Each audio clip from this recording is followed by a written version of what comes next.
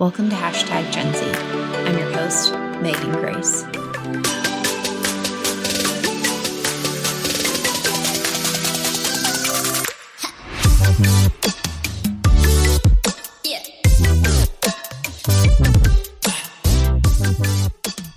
Hello and welcome back. This is episode 42 of Gen Z, and a very special one at that. This episode explores a topic that I've been curious about for a while now: Generation Z and military service. As you know, much of my lens at looking at Generation Z comes from a higher education, or career and workplace view. I've always been interested in understanding this generation from a teen and young adult perspective, but have never explored the path of military service among Generation Z, until now. A while back, I was fortunate enough to speak at a virtual event for the Civil Air Patrol, which is an auxiliary of the United States Air Force and works to engage citizen volunteers in aviation. Civil Air Patrol offers emergency services and aerospace education, as well as operates a cadet program for youth development. This interaction really started to get me thinking about how military service looks for Gen Z, especially if that path might align with Gen Z's motivations, perspectives, and passions. And when I think about what I know from our research on Gen Z motivations, career interests, concerns, military service does check a lot of those boxes. Fast forward a little bit, and I was lucky enough to be connected with my guest for this episode. General Charles Q. Brown Jr. is a Chief of Staff for the United States Air Force. As Chief, he serves as the senior uniformed Air Force officer responsible for the organization, training, and equipping of 689,000 active duty, Guard, Reserve, and civilian forces serving in the United States and overseas. As a member of the Joint Chiefs of Staff, the General and other service chiefs function as military advisors to the Secretary of Defense, National Security Council, and the President. General Brown is a distinguished graduate of the ROTC program at Texas Tech University and has served in many positions in the squadron and wing levels. He served at the U.S. Air Force Weapons School as an F-16 Fighting Falcon instructor and on staff tours including the aide-de-camp to the Chief of Staff of the Air Force, Director Secretary of the Air Force, Chief of Staff Executive Action Group, and Deputy Commander United States Central Command. He also served as a National Defense Fellow at the Institute for Defense Analyses in Alexandria, Virginia. General Brown has commanded a fighter squadron, the U.S. Air Force Weapons School, 2 fighter wings, and United States Air Force's Central Command. Prior to serving as the Air Force Chief of Staff, General Brown was the commander of Pacific Air Forces, Air Component Commander for the U.S. Indo-Pacific Command. General Brown is a command pilot with more than 2,900 flying hours, including 130 combat hours. Now that I've shared with you all the official and incredibly impressive things General Brown has done, I can also share that from the time I spent with him, he's a very insightful leader with a desire to learn and a knack for great listening and thoughtful replies. It was an absolute honor to visit him at the Pentagon in Washington, D.C. to record this episode, and I truly hope you enjoy our conversation. Please help me in welcoming General Brown to the episode. What if I told you that your boss skydives, Tim in marketing is a magician, and Sam in accounting does sums in his head while standing on his hands? Seeing sides of the people you work with but never see, sides that inform and inspire their work and that can inspire yours, is what The Talent Show is all about. Email me, Tom Alexander, host of The Talent Show, at talentshow@backboneinc.com and show us what you got. I look forward to seeing you on The Talent Show.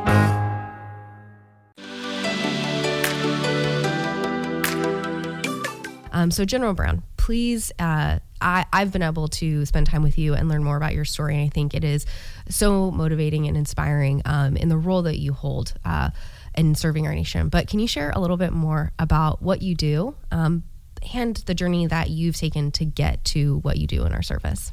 Sure, Megan. It's a real honor and pleasure to be here with you today. My role as the Chief of Staff of the Air Force, I'm the senior uniformed member of the United States Air Force. In that role, I have the opportunity to lead nearly 689,000 airmen, and that's active, Guard, Reserve, and civilian.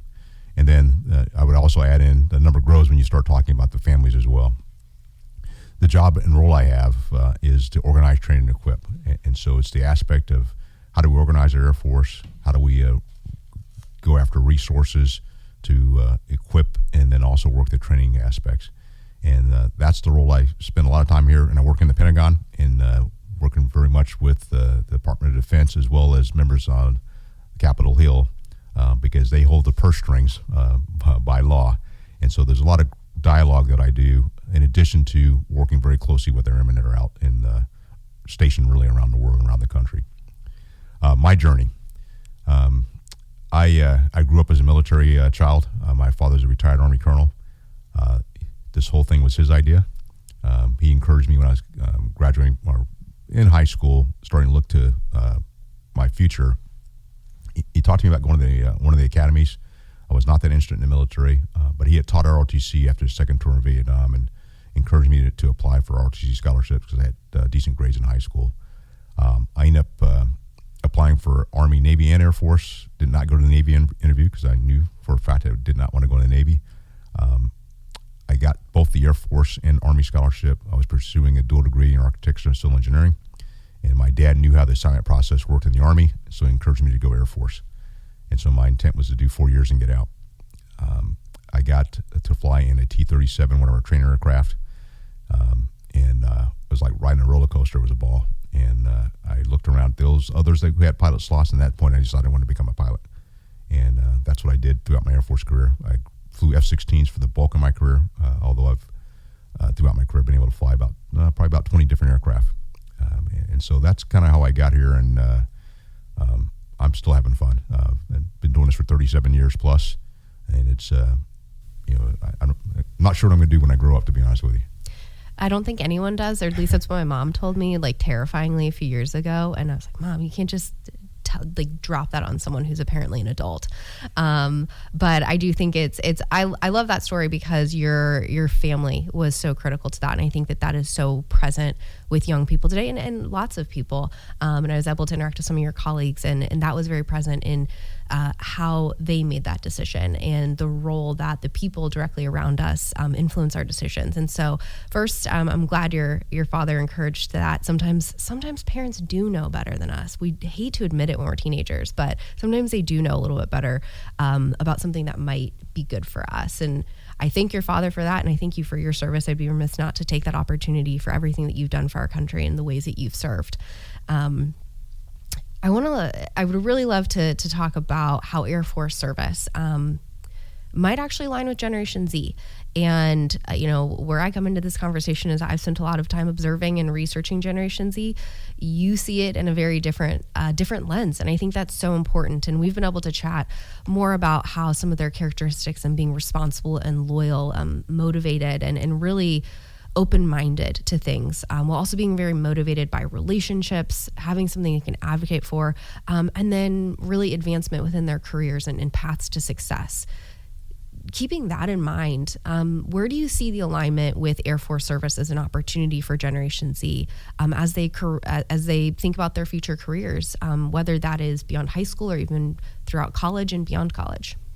Well, I see a lot of alignment, and a lot of things you hit on are things that are important to me as a senior officer, but it's also important to our airmen and their families. And, I have sons that are, one is definitely in the middle of Gen Z. One's probably on the borderline between Gen Z and millennial.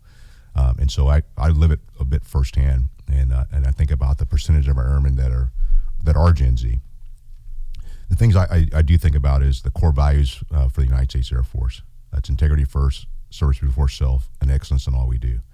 And as I've spent time thinking about Gen Z and under, how I personally connect with Gen Z and in some cases connect with my sons, it's, doing something that's bigger than yourself. And that's the thing I find with Gen Z. They want to serve, and we talk about service before self. It's not that you completely sacrifice everything, but you're looking to do things to make the world better. And you want to do it in a way that's a level of excellence, but you also want to be able to look yourself in the mirror with integrity that you're doing something bigger than yourself. And so the sense of service for those that are in uniform, I think very much aligns with Gen Z, that they want to serve, but in some cases they want to serve in their own way. And that's the other part I think about as an Air Force. When we talk about talent management, we have to adapt as well in some cases to align ourselves with what the nation needs, but also the demographics of the nation. And when they want to serve and they're going to ask more questions to be more inquisitive, they have more access to information. that's got to change. We got to change our game as well. So, in the aspect of loyalty and relationships, that is probably the part that I enjoy the most, is the relationships I've been able to build. What I've talked about is I've never had a bad assignment. Some locations have been better than others, but it's the people I've had a chance to work with in those long-term relationships, and the folks that I've known for, probably 30 plus years that I still correspond with. And I think the aspect of social media and being able to text, I'm able to actually stay much more connected than I did much earlier in my career. And that part to me is exciting about the relationships. And we travel and go places. We're always crossing paths with someone that we serve with, or, the 6 degrees of separation, where you know somebody who knows somebody, and you can build that, continue to start to expand those relationships as well. I can imagine those relationships. You're going through such an important, intensive, but also in that time of your life, it's that really critical age where those relationships do matter. You learn so much about yourself, and I imagine that the relationships that a person develops in that phase of their early career, whether it's through military service or in other professional avenues, those are the people that kind of stick with you. And it seems like, from what you're sharing, the relationships that are an opportunity to be built within Air Force service and military service have not only really profoundly impacted your experience, but have an opportunity to be the relationships that potentially Gen Z might be seeking out. And from a career perspective, I think I would love to learn a little bit more, because what we're seeing about Gen Z, it is those really important relationships, not just with colleagues and peers, but with mentors and leaders. But they're also very interested in opportunities to do meaningful work, and they're interested in the ability to have jobs that do make a positive impact. But developmentally, they're also looking for experiences within career areas that allow them to gain new skills. Can you speak a little bit more from, it might be more of a talent management perspective, but potentially what are the career development experiences that might align with Generation Z within military service and specifically within the Air Force? Well, one of the things you highlight was meaningful work. I will tell you, the United States Air Force has a lot of meaningful work that is available to anyone that wants to join us. And the aspect of that meaningful work is getting levels of responsibility that you may not get in maybe in some other career fields. The opportunity to lead, particularly as you come in, whether you come in enlisted or you come in through the officer corps, there are great opportunities to lead and get great responsibility. And if you're innovative and have initiative, you can get even more. And that's one of the things I see. Those that have a lot of initiative, we tend to lean on a bit more because they're able to deliver. But you also get a chance to experience, and you have opportunities to go and see places and do things. And I remember a story my dad told me when I went to 7th and 9th grade in Europe, and my dad said, "You're going to get to see things most kids only read about." I will say the same thing when you come into the military. You'll get to do things that most people only read about. And I look at my own biography of all the things I've been able to do, all the places I've been able to go. I pinch myself to think about the opportunities I've had. The fact that I've been able to go throughout my Air Force career to every continent. I just went to Antarctica a couple of years ago and got to the South Pole. Never imagined I would have that opportunity to that. The ability to fly all of these various aircraft, the ability to meet some outstanding people in leadership, or in the entertainment industry or in sports. I've had so many different opportunities, and I think that's the aspect of what the Air Force is able to provide. And there is a number of different career fields, and based on your aptitude, the goal is to match when you talk about talent, match the individual up to where their skill sets are, and where their passions are, and where they feel have a level of comfort. The last thing I'd say on this, it's also the aspect of working for a high-powered team. And when if you grew up like I did playing sports, you really value your teammates and being able to work closely, and you get to go through thick and thin together. And that's the part of the relationship piece that is important as you work together, and you have these unique experiences that you share, even if they're tough experiences, and how you come out on the other side and you build your fortitude and your character. That's a part I think is I think another key part of the military as well. So I'd love to come back to something that you said that I think is really important, is this idea of exploration of passions and interests. When I think about especially young people today, there's a lot to sift through and try to figure out, what am I going to do and what's my place in this world? And I know that that can feel overwhelming to anyone of any generation, but I think now, with the perspective of looking at the world with so much information, I think that's even more so amplified for today's young people within Generation Z. And from what I'm hearing, there's actually a really good opportunity, if there isn't this immediate, I know what my passions are, the Air Force and military service actually could be a great way to try it on and explore while developing skills, developing friendships and relationships and leadership opportunities. It's something I hadn't really thought about before, as there is this opportunity to figure out what do I want to do and what do I want to give back if there is that motivation. And what I'm really hearing is, from what you're sharing, this experience allows people to be connected to something, be connected, develop skills, but also learn about themselves and be a part of something much larger than themselves. I think it's really hard to deny that the ability to make an impact is very clear there. And I've loved what you've been kind of framing, that service is different for everyone. And I think that really does align with how we've looked at, we being, my research partner and I, looking at Gen Z's concept of service, even just from a, let's say, volunteer service within their own communities. We're seeing nonprofits, we're seeing college campuses and a lot of other traditionally volunteer service experiences having declining engagement. And I think we're seeing this, that there's a narrowly defined way to give back, or there's a narrowly defined way to give. And Gen Z is really interested in finding their own path to giving, but giving might look different for this generation. And I think that kind of leads to my next question is, there might be a lot of misconception that people that haven't served or don't have familiarity with military service might hold. I know I'm one of those people that I know I have lots more to learn about military service. And so can you share a little bit about potentially some of the misconceptions that people have about military service and serving in the Air Force, and shedding a little bit of light on the reality and some of those positive benefits that might not be as known? Well, when you think about the military, we often think about conflict, but our real goal is to not go to conflict, to be a strong military, so that we talk about deterrence, but it's really the aspect of how we provide national security, and not just our national, but our more global security. So all the things that we enjoy and love doing, we're able to do.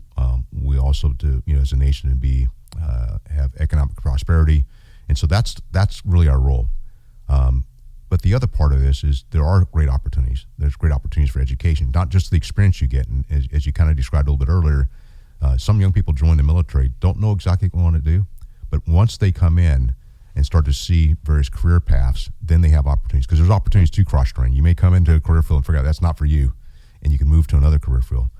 There's great opportunities for education with the aspects of our GI Bill and education, particularly with the Air Force, because we have a community college of the Air Force. So you can take your job experience and apply that and get college credit, which will lead to an associate's degree. Then other opportunities to go on to get bachelor's and master's degrees, and that's where a lot of our airmen use those opportunities to help develop themselves and figure out, kind of navigate through various career paths. There's also healthcare. There's 30 days of paid leave each year. The opportunity to travel, and as I said, I've been to every continent. It's partly because I've had a chance to live overseas, both as growing up as a military child, but also as a military member, to be able to see and experience different cultures and build friendships with those not from the United States and various countries. And so there's so many different opportunities, and I think for all of us, no matter whether you're in the military or not, what you put in is what you get out. And if you're able to, you make the best of things based on the locations and the relationships and friendships you build, and the opportunities and the initiative you take in the career fields that you choose, and even internal those career fields, to be able to do some things that even I haven't thought of, to be able to get some satisfaction and move forward. I think that's a great point, that many people our point of reference, unless if you were part of a military family or someone directly, even then sometimes you can't walk a mile in those shoes to fully understand it, and that familiarity is so important, I think, for a motivating factor. But I think for people that have never served and don't have that familiarity, we only really have a singular view of well, our military goes to war for us. I never really thought about our military actually tries to keep us away from conflict because the world doesn't want to be in conflict. Everyday people do not want to be in conflict. And I think that's a very big misconception a lot of people have, or that everybody that enlists will be going to the front lines when there's so many important roles that make up a big part of the team that I think a lot of people don't realize. I'm a big nerd. I love Star Wars. And I always think, like, when I try to tell people that everyone can give back in a different way, not everyone gets to be like red leader in the squadron of the pilots. Like, some people do need to be looking at command back at the base. And then, like, let's not forget about the role that the Ewoks played. Like, everyone plays a role in that. Sorry to get super nerdy, but that's the alignment that I'm thinking about of how people can view that this is a big team, big operation, and there's so many opportunities that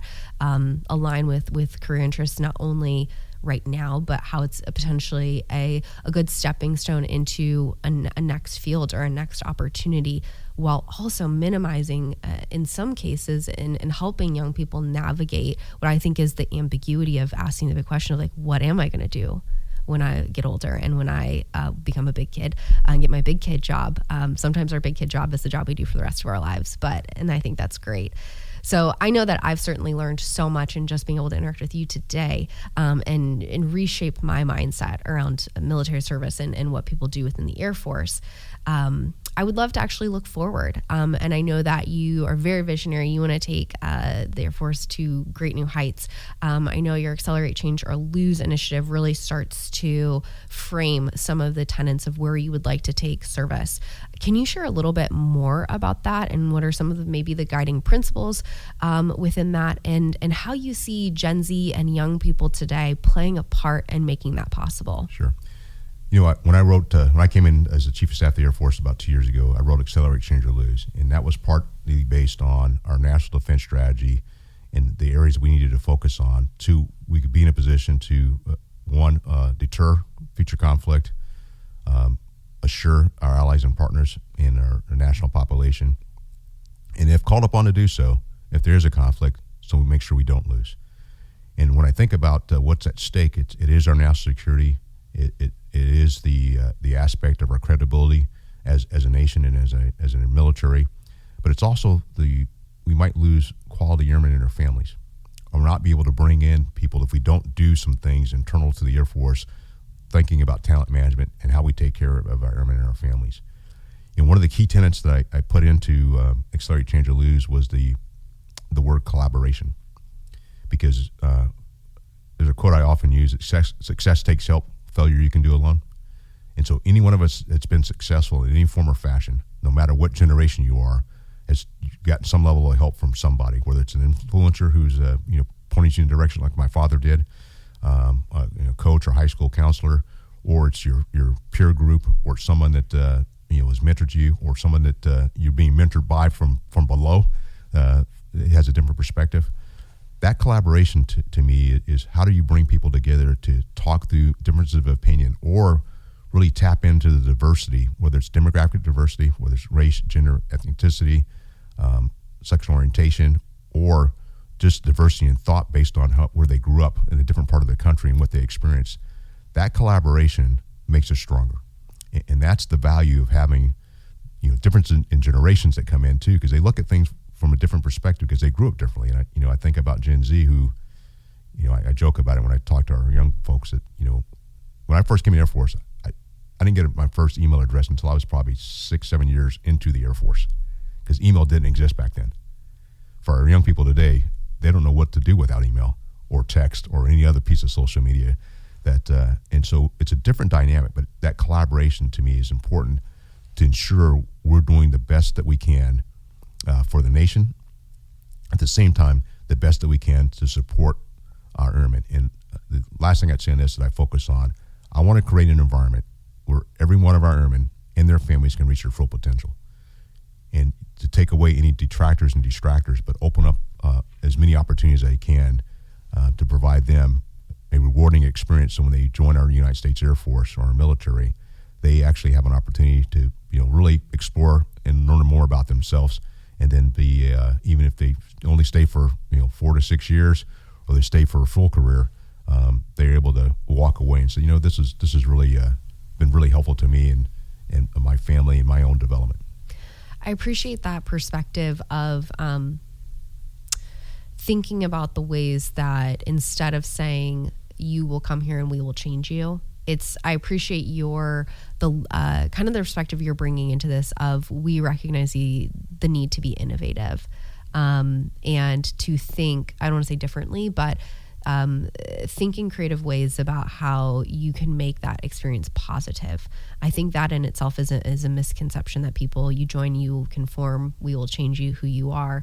And it feels like what you're bringing into this is we're going to continually focus on creating a better experience to build you up, to help you realize your potential. I think is something that really does resonate with many people, whether they're Gen Z or not. I think everyone wants to feel fulfilled and finding passion and finding their potential. But certainly with what we know about serving, there is that age demographic that Gen Z is smack dab in the prime of that. But I think that that's a message that they want to hear, is that this is a place where you can bring who you are, become the best version of you, and give back in a meaningful way. And it is as simple as I can really distill it down. I don't want to distill down a really important piece of work, but I think that is something that I'm continually hearing throughout our conversation and the ability that we've had to chat so far. Well, I would say there's a bit of balance there because it is a military organization, so there are certain things we've kind of uniformed, some level of uniformity, but we also want to think about the individual. So there's a balance between the two,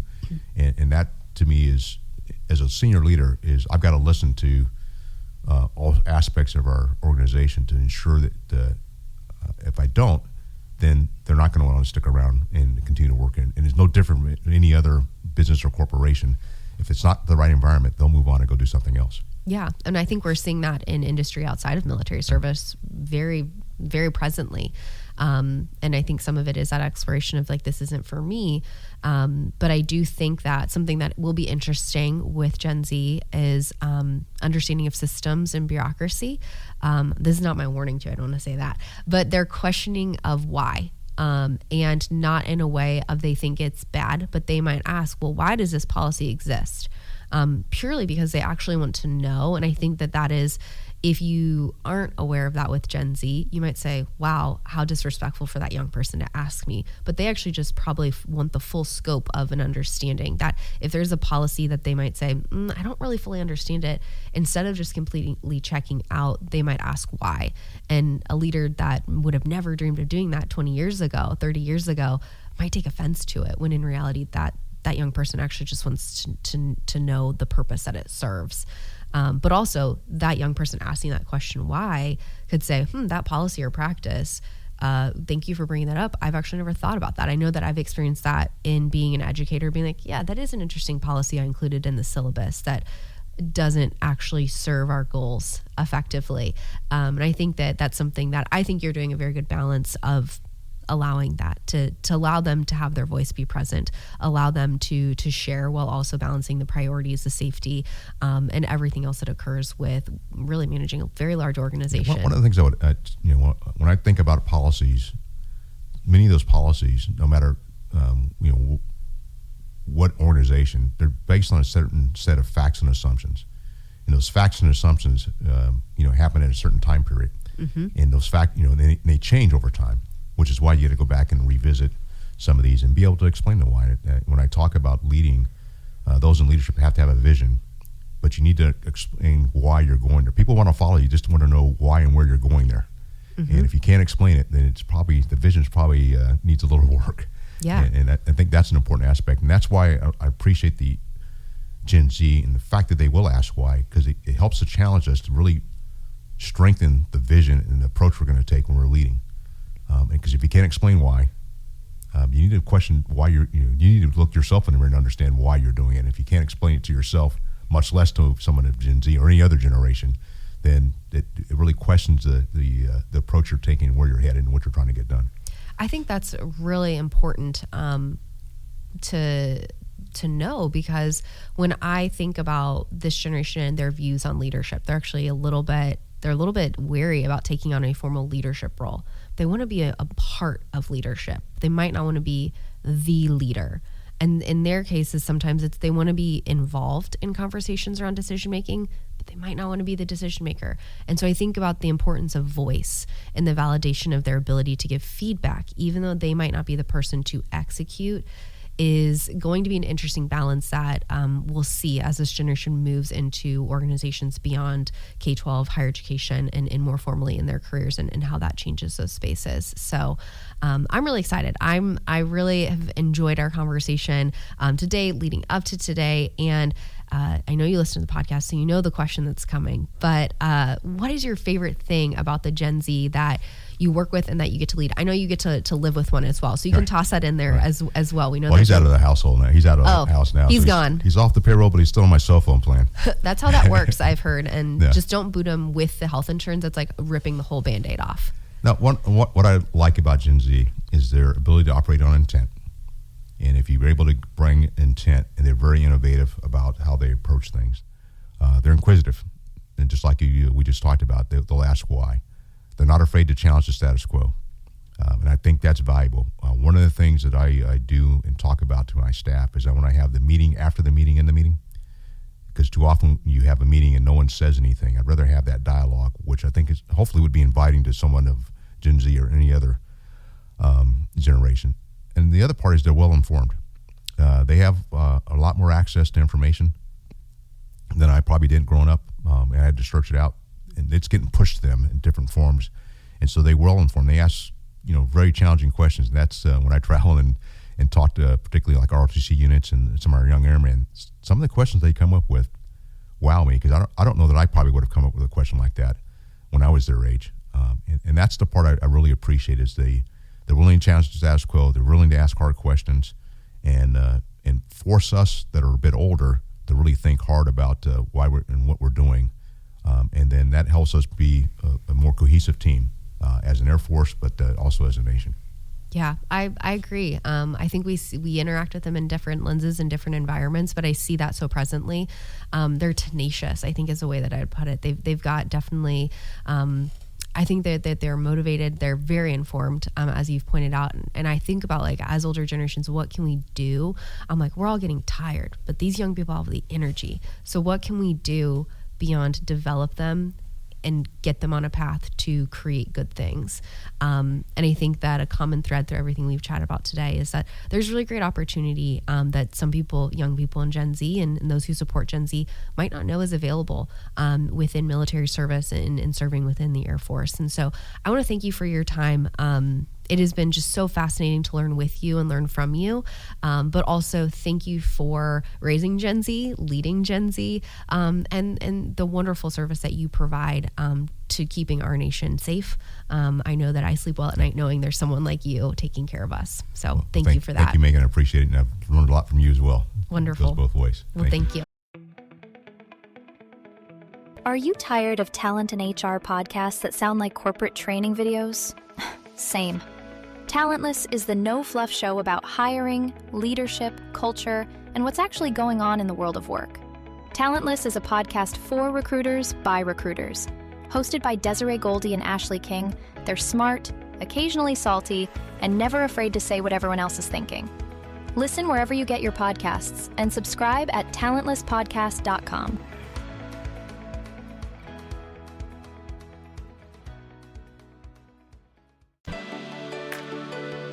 First, I want to thank General Brown for taking the time to connect with me and the sincere hospitality I experienced during my visit. Hearing about his story serving and leading the Air Force is beyond inspirational. His commitment to innovative leadership and engaging and empowering young people in military service is something I deeply admire, and that I think many people, civilian and military service members alike, can learn from. Nearly every school, organization, college or university or company that I talk to shares the desire to better understand and engage young people in the Gen Z cohort in some way or another. But making the commitment to evolving an organization to align with the motivations, interests, skills, and passions of a new cohort, which is key to strong engagement, can feel like a scary challenge. And I commend General Brown for his and his team's desire to learn and listen to the young people in the Gen Z cohort who are currently enlisted and who may serve in the future. And not only for identifying the aspects of military service and Air Force service that align with Gen Z interests and motivation, but also recognizing areas in which military service can evolve and advance to effectively engage this population in meaningful ways. I can full-heartedly share that I learned so much about the opportunities that exist within the Air Force and military service that I didn't know about before. And so many of those opportunities are prime for what Gen Z hopes to get out of a career and align with their motivations. I also want to say a big thank you to the members of General Brown's team who were instrumental in bringing this conversation to life. Juan Famath and the whole Air Force television team at the Pentagon, thank you for your help in production and recording. And Captain Annabelle Monroe and Captain Nikki Ferreira, thank you for your stellar planning, hospitality, and kindness. I strongly believe you can tell a lot about a leader by the people they have on their team. And I can say firsthand that General Brown has an excellent team. And thank you to our many service members in the Air Force and all branches of the United States military. Your commitment to serving our country is something I'll never be able to repay, but something that I'll also never ever take for granted. And finally, thank you for tuning into this episode. As always, if you enjoyed this episode, please rate, review, and subscribe wherever you listen to podcasts. This not only helps me improve the podcast, but it helps other listeners find the show and learn about things just like we did today. So stay tuned as we continue to explore topics and trends related to understanding Gen Z in future episodes. However, if there's something you want me to learn about, I'll always happily make that happen. Please reach out via my website, meganmgrace.com, or on social media to share about your questions or any suggestions you might have. Thank you again for stopping by. Let's continue this conversation, and we'll chat soon.